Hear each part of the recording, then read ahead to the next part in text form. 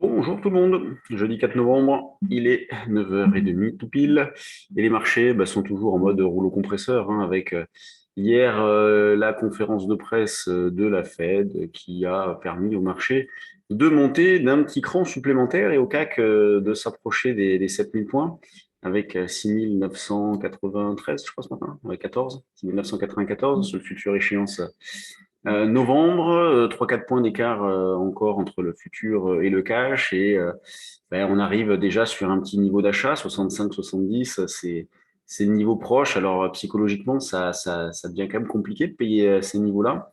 Euh, on est tous d'accord pour dire que pour l'instant, tous les signaux sont au vert, hein, bien évidemment. Les probabilités de rebondir sont supérieures. Il faut continuer de travailler à l'achat. Mais c'est vrai que psychologiquement, waouh, quand on voit la quasi-absence de repli depuis vendredi dernier, c'est pour ça que d'ailleurs sur le trade du jour, à un moment donné, plutôt que de proposer des niveaux, je disais, dès qu'on a 15 points de repli, il faut se poser la question d'acheter, puisque 15 points, c'est l'amplitude des replis que nous avons actuellement. Il ne faut pas attendre des replis trop importants, sinon vous passez au travers, vous ne faites rien du tout.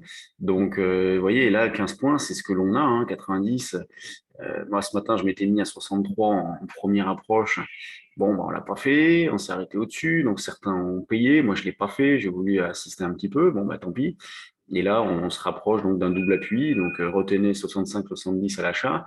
Euh, et la véritable question à se poser, parce que souvent on est sollicité pour déterminer des objectifs, ça sert franchement à rien. Ce qu'il faut déterminer dans ce genre de situation-là, c'est à partir de quel niveau cassé les probabilités de rebondir diminuent considérablement. Donc, c'est ce que on va réfléchir à tout ça aujourd'hui.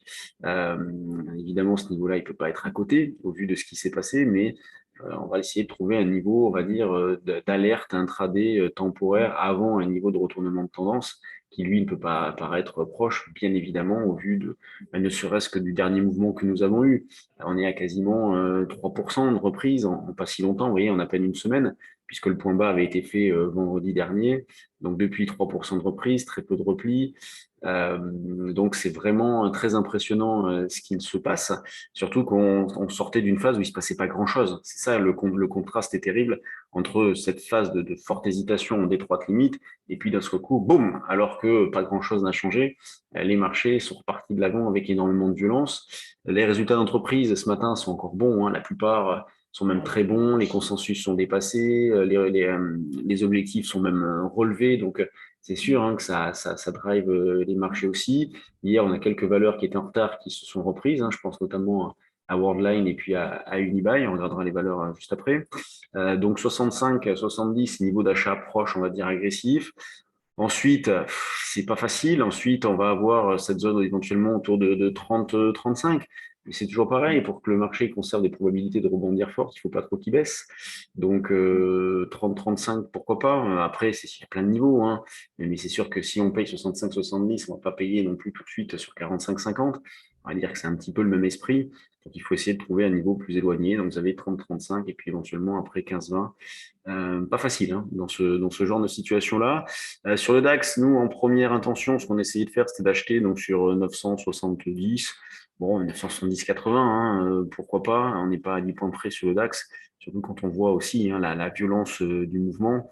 On était à 15 005 vendredi dernier, quasiment 16 050 ce matin.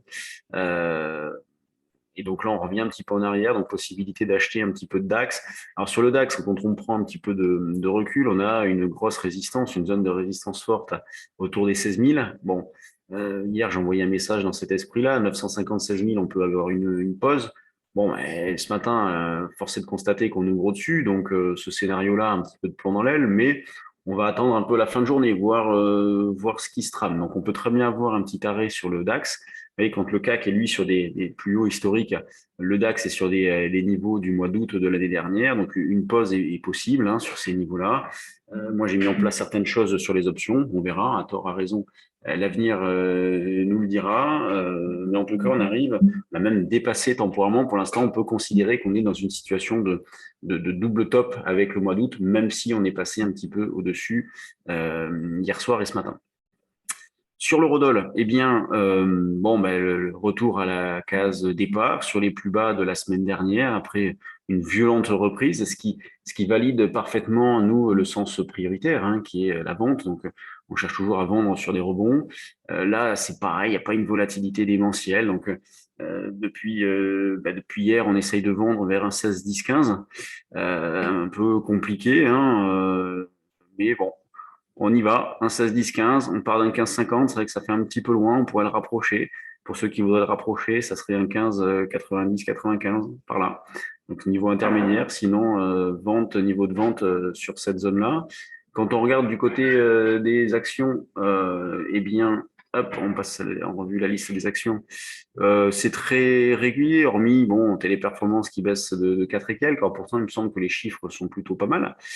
Pour le reste, c'est hyper régulier avec Soggen qui a sorti ses chiffres qui dépassent les attentes, qui bat le consensus, des chiffres canons, donc dans la continuité du comportement de la valeur ces derniers jours, hein, avec qui était très bien orienté, gap à la hausse ce matin. On voit pour l'instant pas de relais immédiat. Et en grosse pondération, on a LVMH qui se comporte bien, une hausse de 1,14%. BNP qui reste bien aussi, qui sort par le haut de la zone d'évolution précédente. Le CAC, vous l'avez ici, 0,42, donc vous voyez, à proximité des 7000 points, 373 millions. Ce qui concerne le volume, c'est pas mal, c'est correct, c'est honnête. Et après, L'Oréal qui se comporte bien. L'Oréal dans une situation un peu de double top aussi, double top avec août dernier. Donc, les actions sont en bon ordre de marche, hein. Et en ce qui concerne les mid et small, alors, vous voyez, c'est ce qu'on retrouve hein, tous les jours en ce moment.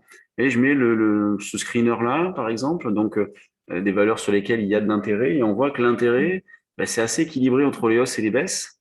Ce matin, bon, on a Atari qui bouge, on a Moulin Vest aussi, Fermentalg, bon, on en parlait hier, vous voyez, c'est compliqué cette valeur à travailler, beaucoup de faux départs. La Soggen qui fait un gros volume. Vous voyez, le volume du jour est quasiment, c'est les trois quarts de celui d'hier déjà, à 9h40. Donc c'est pas rien. De Richebourg qui se comporte toujours bien, qui reste très ferme. S2I qui est en passe de franchir ses plus récents, qui les a même franchis. CGG, on a eu les chiffres.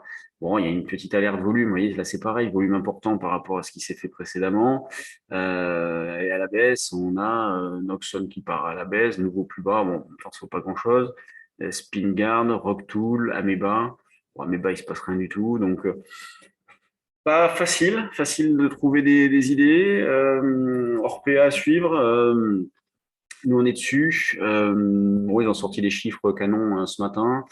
Euh, graphiquement, c'est plutôt joli. Il y a du potentiel, je pense. Après, c'est vrai que c'est un secteur un peu particulier, mais d'un point de vue graphique, c'est plutôt pas mal ce qui se met en place sur la valeur.